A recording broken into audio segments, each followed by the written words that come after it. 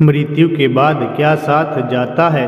मित्रों, आपने कई बार यह सोचा होगा कि आपका किसी अपने के इस दुनिया से चले जाने के बाद उसका साथ छूट जाएगा, लेकिन हम आपको बता दें कि कुछ पल ऐसे भी होते हैं जहां तक कि उस मृत व्यक्ति का साथ जुड़ा हुआ होता है। मान ले अगर किसी की पति की मौत होती है तो उसका मृत शरीर शमशान ले जाया जाता है, तब पत्नी को समाज दरवाजे पर ही रोक देता है, उसको बाहर निकलने की इजाज़त नहीं होती है।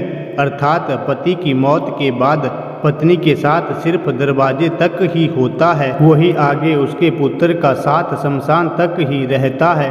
पिता की मृत्यु के बाद पुत्र उसकी चिता को आग लगाते हैं, उसका भी साथ खत्म हो जाता है। आगे मृतक के दोस्त, साथियों एवं पड़ोसियों का साथ सिर्फ अंतिम यात्रा तक ही होता है, जिसके बाद सिर्फ दिलों में यादें रह जाती है।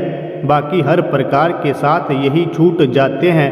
इसके अलावा जिन लोगों को अपने पैसे पर घमंड रहता है, मरने से पहले इसका साथ भी अस्पताल तक ही रहता है। हम मेहनत करके जितना भी पैसा क्यों ना कमा ले, लेकिन इन पैसों से अपनी आखिरी सांसें नहीं खरीद सकते हैं।